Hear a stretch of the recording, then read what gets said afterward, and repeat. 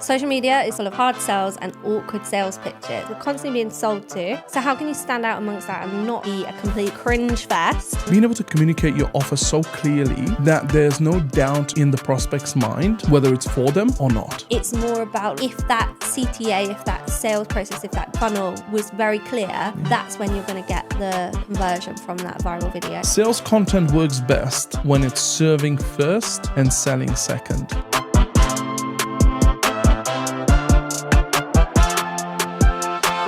Welcome to the Social Edge podcast. I'm Isho. And I'm Georgia. And today we're talking about content that converts without being cringe. Social media is full of hard sells and awkward sales pitches. But today we're going to be unpacking how you can sell on social media without being super cringy.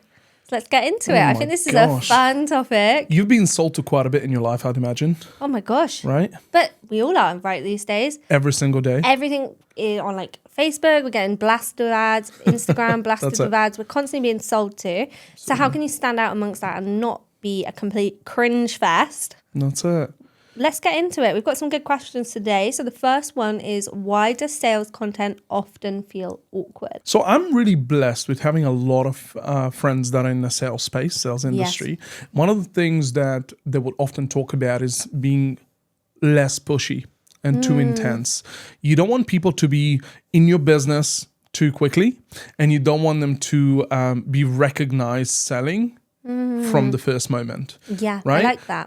One of the things that, for example, I like to receive when I'm being talked to about a product or a service is to see if the person on the other side is actually listening to my need, or are they just trying to hit their KPI.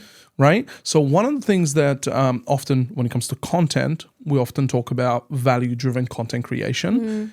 It's the same thing when it comes to you selling people. Are you projecting value first in your ideal avatar? If you haven't checked out a previous episode, it'll come up right now. You can go ahead and have a look. But is being able to really dissect your offer and making sure that the person you're talking to is the right avatar for you, and in turn will make the sale easier because your offer will already be hitting their pain points. So it's basically like, instead of just trying to tell someone what they need, you actually establish what they need first, and then you create the content to help them solve the issue. They recognize it themselves in that process. So we want to talk about it not being cringe, right? Can you think of any experiences that you've had maybe, or any cringy weird sales? feeling? I think like it's kind of like there's loads of different content out there, right? And sometimes something catches your eye and it's just like maybe a little bit overproduced, a little bit too perfect, and it almost feels like straight away you're like into that hard sell, and it's like you just want to skip it, like you want to just get it off your screen, and they're like, oh, it's annoying me, it's boring, let's move scroll past. And those are the pieces that obviously maybe don't resonate as good. But I do think, obviously, here's the funny thing, just because it doesn't resonate with me doesn't mean it won't resonate with someone. Very good. Obviously that's the whole point of an ICA. Like you're not trying to target people who aren't fitting your mold of your ICA. You're trying to target your ICA. So some people may see your content, and because they don't fit the ICA mold, they are going to scroll past it, and that's okay because you don't want to capture them anyway. So I think it's about, as long as your content's targeting the people you're trying to target, it's about it resonating with them. But it's the things that do catch my eye on social media. I'm getting spammed loads at the moment with like these electric toddler toothbrushes. They're so funny. They're like a little thing that's like got like a penguin on the end, and they just hold it in their mouth. It's for like when kids are a little bit older, and it's to encourage them to brush their teeth and make it a fun experience. Anyway, I keep getting spammed with these videos because I must have clicked a link or something.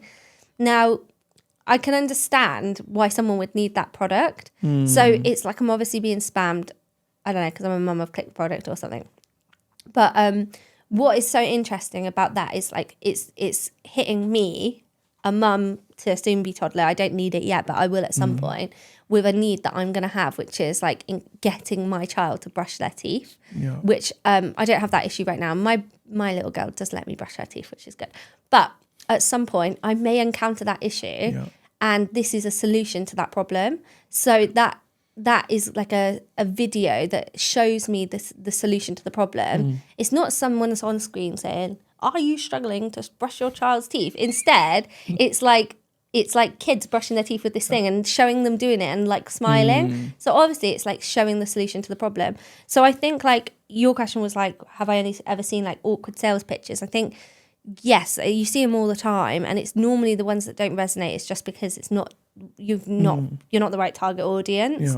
But you can also tell when someone's just like ChatGPT the sales pitch, and then they just chuck it out. You know, they just recorded it. Yeah. What do you think?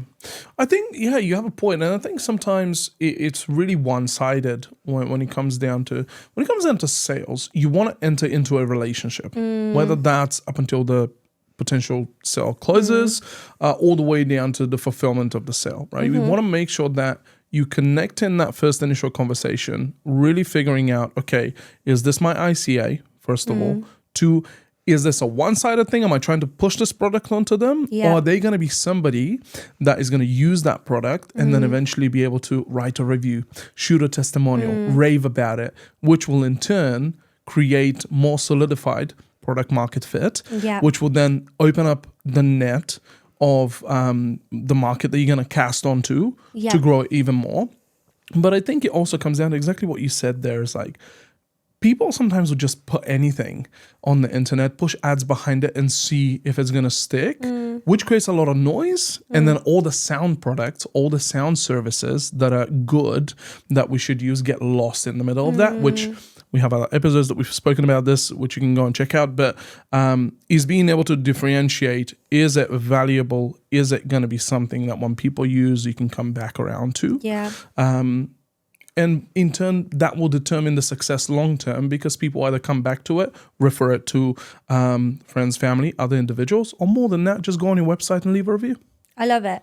I think like one thing that I wanted to ask you about was what do you think makes something successfully work on social media in terms of sales? Or like what is good sales content? I think for me and the experience that I've had, it's all about clarity. Being able to communicate your offer so clearly that there's no doubt in the prospect's mind whether it's for them or not.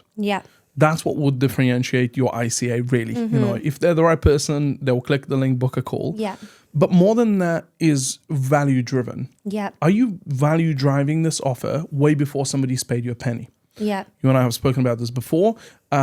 People's currency right now is their attention. So if somebody gives you time to go to your website, to scroll through your VSL, whatever it is they're going through, by the time they leave, are they going to be frustrated going, I've just wasted this time? Or are they going to go, oh, wait a minute, let me click on this link. What's the next step? What's the next step? Well, so the CTA. This is the thought I've been having because a few years ago, there was like and we've spoken about it before, like not to sell on every post or not to push people on every post, build authority, things like that.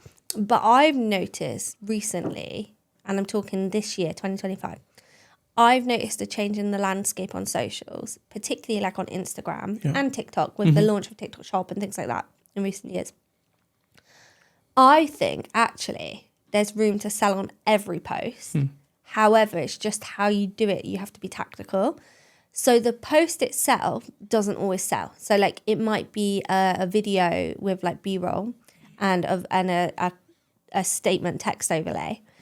And you're pushing people to like with the insight or the further information in the comments. Or it's like a video about something or a clip of something.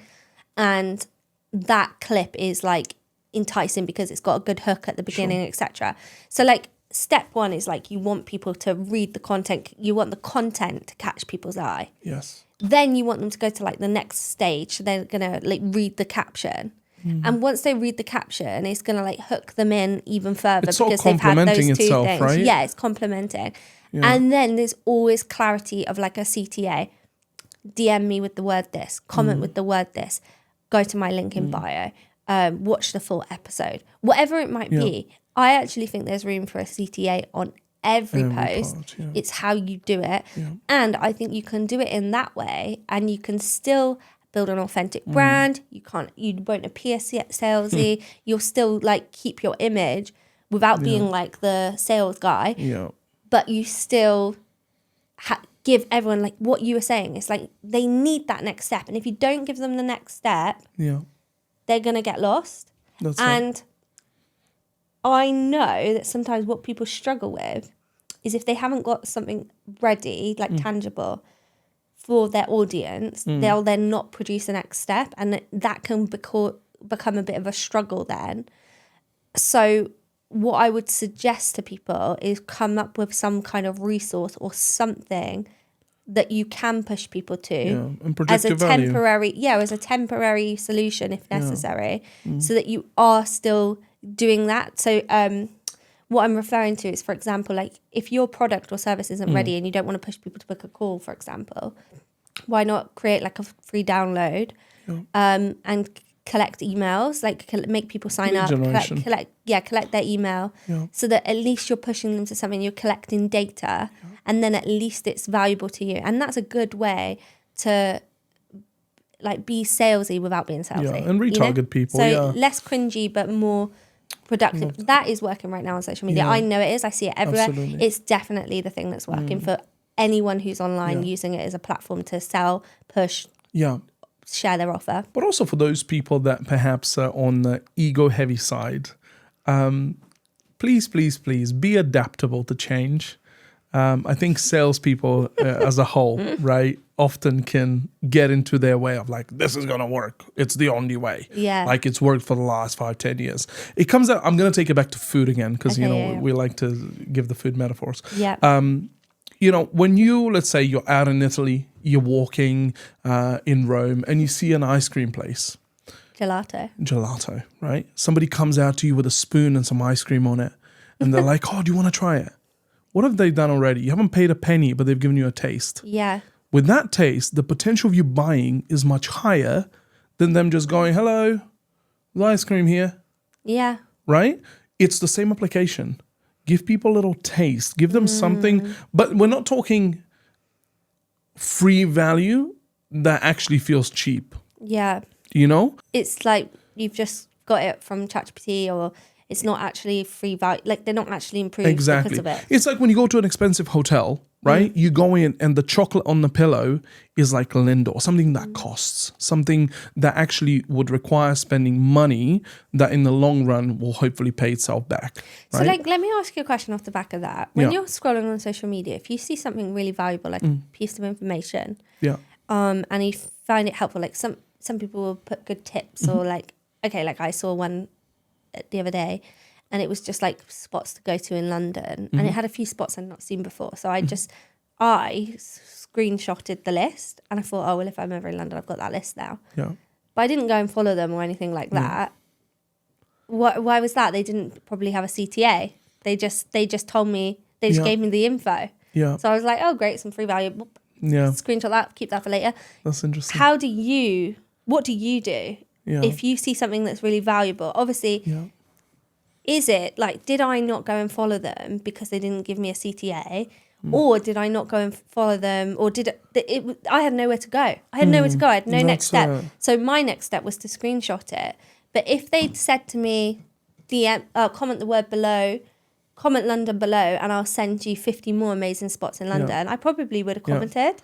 Because I was already give us a follow and you'll get 20% discount on your first dinner or whatever. So, like, what about you? Like, do you well, okay, you see all these things at the moment, DMs, comments. Do you engage with them when you, like, see something that you're interested in? It honestly varies. I'm different. I don't screenshot. I do the save. I have a save folder in my... You're organised. You have a save folder. Very OCD in that level. I bet your folders are all named, aren't they? I tried to be. No, at the moment they're not, but that's a good idea. I wish I was like that. Okay. They're emojied. Anyway. But yeah, I would save them. Very rarely will I follow for two reasons. One, they haven't presented a visually descriptive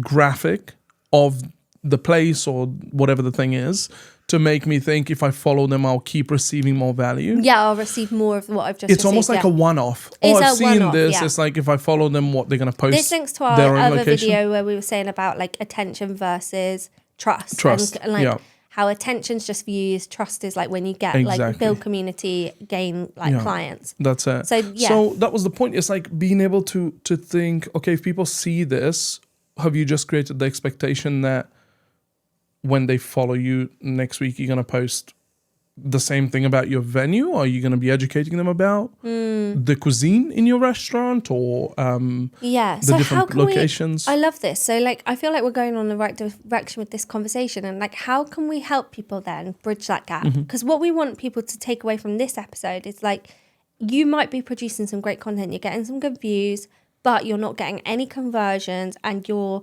not getting new followers. So what's missing? It's just that, isn't it? That's what it is. It's like, even if you've produced some content that is helpful, there's something stopping them from wanting more of what you've just given them. So what I would recommend is there's a few things you can do. You can show people that if they were to follow you, they're going to keep receiving this kind of content. So we have a client who's in like the mindfulness space. Yes. They do a lot of content that is kind of like very inspiring, emotionally reflective. Like for people who are into that, it's going to give them space and like regular content that might uplift them, inspire them, give them that connection point with them. So that's that community aspect. So they're going to follow that person because they want to keep receiving that kind of content. But some people will just view that content, enjoy it, and then they'll scroll past. I think what you can do in your call to action is, it's not just about saying like, follow me. It's about giving someone something actionable in every single piece of content. Though, isn't it? Yeah. But it's almost like they need to, it's like what we said in another episode. Every single thing needs to be a quick win. So it's like, you have to give them something that after they read that piece of content, they were like, oh, I like that. I received something from that inspired me. And then when they click on your profile, they see, oh, loads more like that.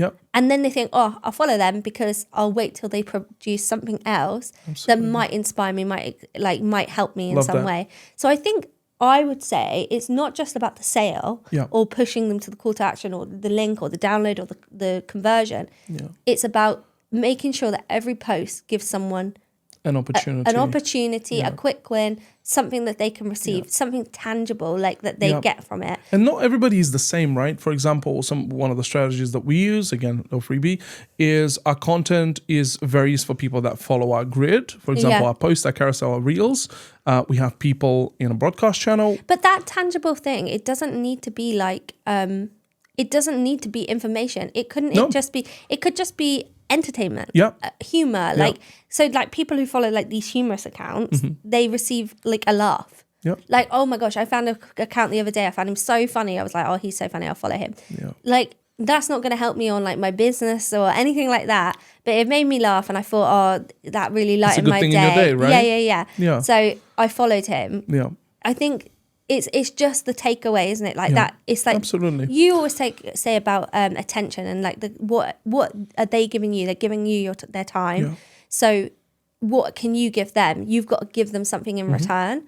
So I think that's the difference between like hard sales, like what you were referring to at the beginning, like this hard sales pitch, versus like what's working right now on social media, which is like a softer sale because it's more of a like a swapping of something, like it's like exchange. It's an exchange. Exactly. You don't want it to be purely transactional. The way I like to think about it is 80-20, the 80-20 rule.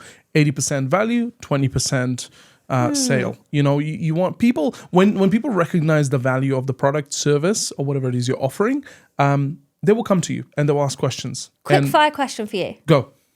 Short caption, long caption? Short caption. Okay, so tell me why. Because I can't be able to read a whole thing. Attention. So, like, it's too long for me. If I have to click read more, you've lost me. You've lost them. So, and a lot of people are doing longer captions, but where would you read a longer caption? On the back of a very creative cinematic short form video. Reel. And that short form video very quickly says, like, for example, list below. So it's a list. That's it. It grabs you in all the way to the end. Then right before they tell you what it is, You have to go and read it. You have no choice. So we're basically saying, don't make it boring. Exactly. Yeah. And then talking to your 80-20 rule, are you basically saying 80% info? Yeah. 20% like your CTA, basically. Basically. That's a good way to see it, actually. Absolutely. And I want people to get creative with this because it's all about complementing one of the processes with the other. You can have an amazing reel created, but if the cover of the reel and the title of it doesn't work, people are not going to click on it. Right? I totally agree with this. It's all about every element actually does piece together, and it's going to either produce results or it's not going to produce results. Yeah. And like a good sales strategy alongside your socials is going to be the thing that creates content that converts or content that doesn't. And that's like, we don't want for our clients, we don't want their sales to be cringe. We don't want their socials to be cringe.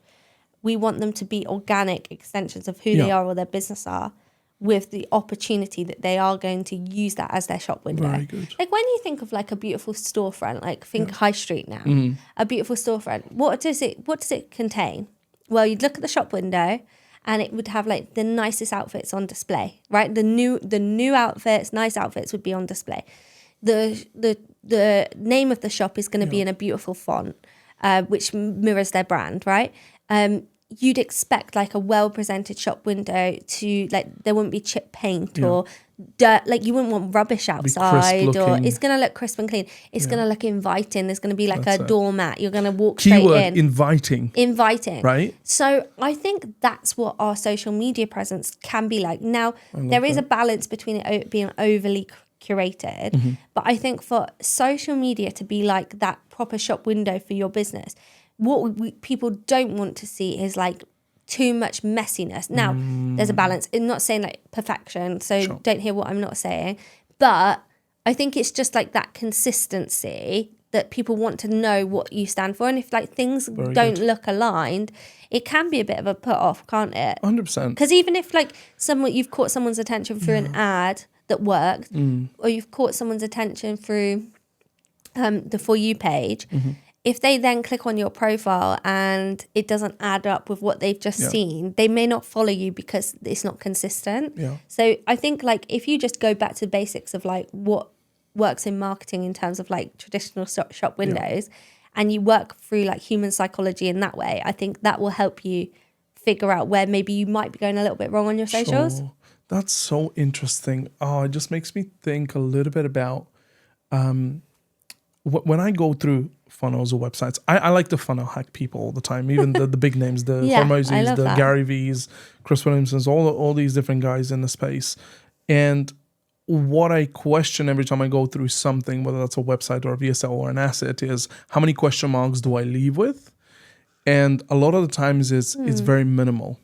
So the question I have for people is, when you're creating content, when you're putting something out there, are people leaving with more question marks or are they leaving with more clarity? Yeah, and that's it. It's actually every piece of content you put out should leave someone with a little bit of clarity about something maybe, rather than a big question mark. Unless obviously maybe you want them to go and see something to get that, that's your hook, right? But I think like ultimately, if they took nothing away from it or they've got loads of question marks, they're not gonna. You're not gonna. You got to position yourself. You got to position yourself as the expert in your space within that specific situation.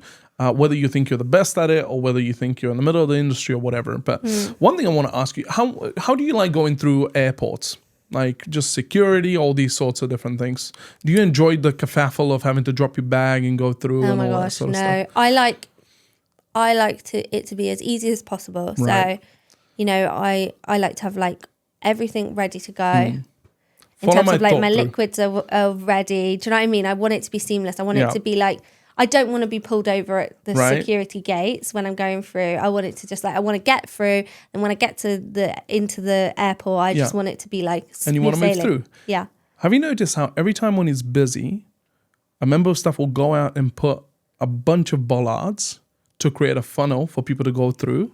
And when you look at it, you think, why do I have to go around this thing up until I get... Yeah. What that creates is actually speed and efficiency. You don't realize it at the time, but it creates order. You feel like you're in a long line, but it creates order. Right, but what it does is it brings people in. So where am I going with this is when people come to whatever it is you're pushing, you want to consider what bollards are you putting where to guide them to what. Yes. Right? So your bollards need to be intentional. Intentional, absolutely. Because if you, let's say, put bollards here and here and here, all the people that are going to go through them are going to end up at the same point at the same time, and you're going to bottleneck yourself. Yeah. Right?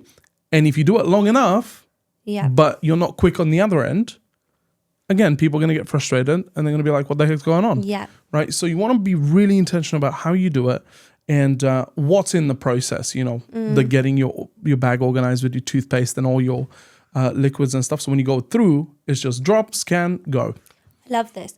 I feel like what I want to help people understand now from this is like, we're not trying to tell you how to do your sales process because that's a slightly different thing. But what we are trying to say is like when you're using social media for sales, there's a way to do it that's going to help you bring people through your funnel, to use your analogy. So what we want to help people do is like, rather than worrying too much about like, do you look too salesy or do you look too anything or like, is it going to resonate? What you want to be doing is like, it does come back to your strategy and how you're approaching your whole social solution.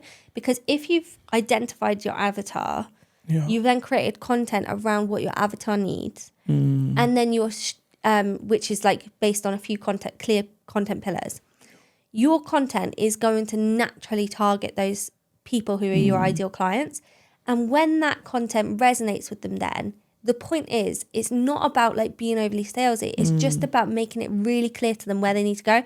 So using your airport analogy, when do airports get annoying? They get annoying when you face a roadblock that's unnecessary. For example, you've left liquids in your bag. They get annoying when a road, something closes, so you have to go a long way around. An escalator's broken, so you can't go fast. You have to walk. Like that, or you realize you get to the gate and you realize you have to go on a shuttle to get to a different terminal. So if you think about sales like that, people get annoyed and frustrated when they've gotten lost or when they've gotten slowed down or when they end up with like a hiccup. So what we want you to be encouraged is that you need to make it as simple as possible. So don't make it like too hard for people to figure out how to work with you. So if it's like you have a one clear call to action or a clear offer or a clear website, like get that link in your bio, make it really clear for people in your bio and your name and your description. Just make it really clear who you are, what you do, and how they can work with you. Like, I love that. Make it simple. And then when you post, like, if you're diagnosing an issue and giving a solution, and then you want them to like go to that next step, just show them where to go. Give them a clear roadmap and a clear sign.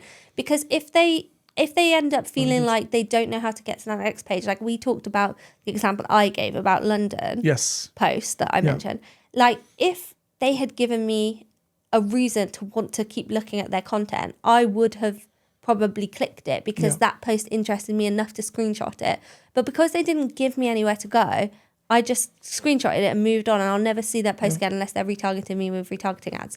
But the point is, like, they've potentially lost me now, even though I was a viewer. So, and not just a viewer, I was like a warm viewer because I've actually screenshotted and I liked the content. I watched it back and paused it and played it. So they're looking at views and watch time and thinking, oh, great, this post performed really well. And we got all these views, but actually the post didn't perform well enough because they lost me. And if they lost me, how many more people did they lose? So that's really what we want to help people with sales. We're saying use socials as a sales mechanism, but make it really simple for people. Don't make it hard for them. That's why these DMs and comment words are really helpful, because it's so easy for someone to comment something. And then if you've set up something like ManyChat, which we help our clients do, then they're going to automatically get a DM then with the next steps. So, and we love that because it means that you actually stop losing people. It's all about not losing them and them not losing you. It's going to cost. I love what you said there. You know, they can retarget you and maybe get your attention, but first it's a maybe, and second of all, it's going to cost them to try and re-engage you. So just be very cautious that at one point, if you're not paying attention and you're not intentionally thinking, about that process is going to cost you, whether that's financial, from a business standpoint, or just in terms of just visibility out in the space. And I think nowadays virality is not what it once was. Like in the past, if a post went viral, it was like everyone was then interested in that person. Posts go viral every day now, multiple times. True. Like it's just different. Yeah. So it's not such a big deal to be viral. It's more about like if that CTA, if that sales process, if that funnel was very clear, that's when you're going to get the conversion from that viral video. I love that. Such a good conversation. I want to leave us with this one thought. Sales content works best when it's serving first and selling second. I love that. Serving first, selling second. So think about what is the value-driven part first and then sell second. And really, once you focus on number one, you wouldn't have to think about number two too much. Yeah, it will happen organically. So that's what we hope will happen for you. This is a great topic. We love talking about it. I think this was one that ties in really nicely with some of our other episodes. So if you haven't watched them, we're going to pop a few links above and below, wherever they are, somewhere on the screen. Make sure you watch some of those episodes. And if you like this podcast, we would love for you to like, comment, and subscribe. And if there's any topics you want us to talk about, please let us know in the comments. We'd love to talk about them in a future episode. Absolutely. Thank you so much for today. Thank you. Super good. See you in the next episode.